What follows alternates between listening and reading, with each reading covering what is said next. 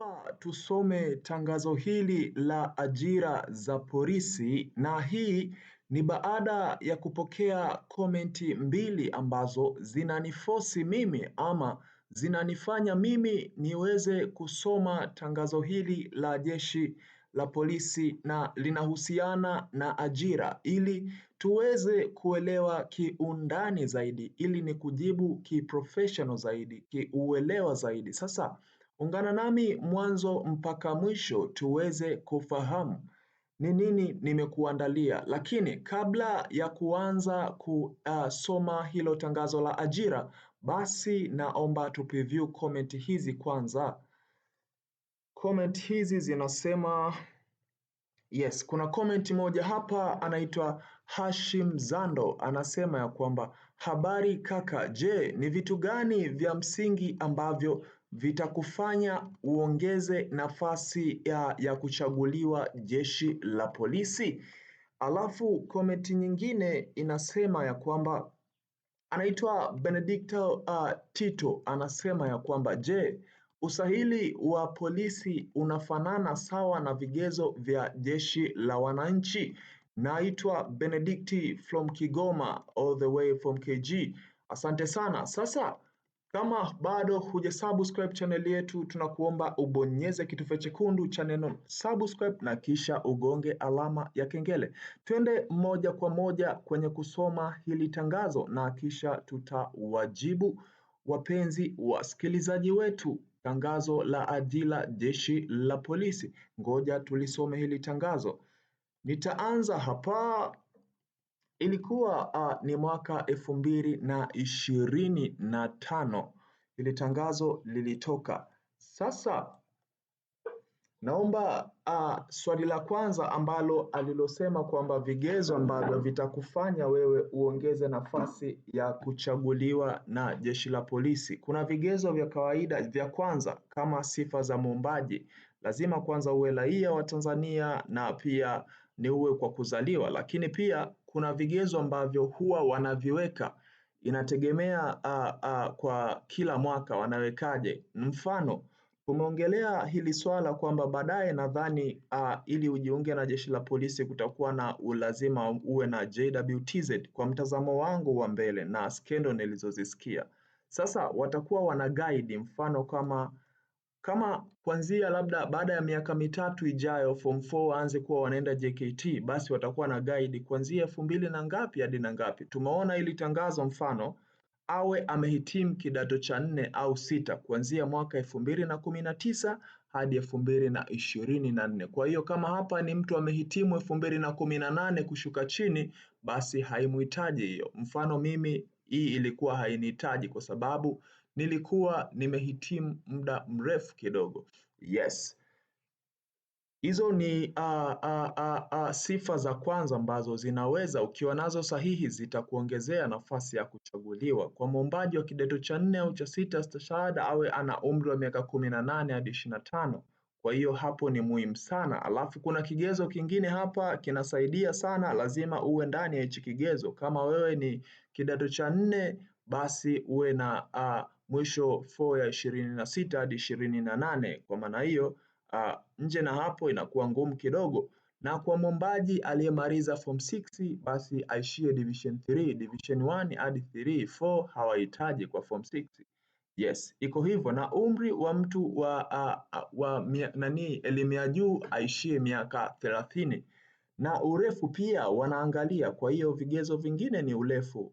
Kwa mwanaume awe na 5.8 inchi alafu futi, alafu na futi 5.4 kwa mwanamke.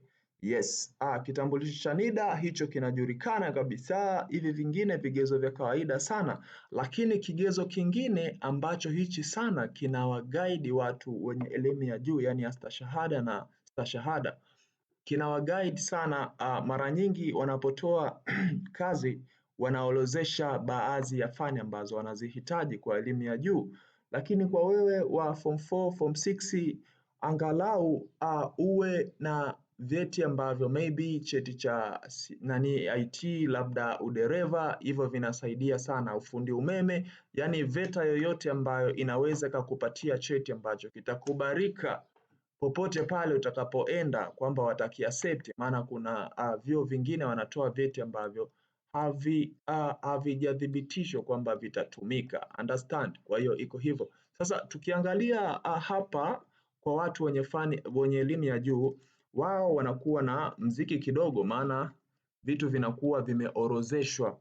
Umeona mfano jeshi la polisi hapo. Let me preview one thing ya, tuangalie hapa baadhi ya fani ambazo walihitaji mwaka 2025. Ngoja nikuelekeze hapa, itakuwa haionekani vizuri hapo, lakini nadhani sauti yangu inasikika. Mfano kwa Tanzania bara, fani zinazotakiwa kwa kila ngazi ya elimu shahada, alikuwepo anesthesia, animal science, anthropology, architecture, biology, umeona botan, civil engineering, computer engineering, computer information system, computer network and security engineering, computer science, cyber crime, cyber security, cyber nini, electrical engineering. Kwa hiyo journalism, law management, law enforcement, kwa hiyo nursing, pharmacy.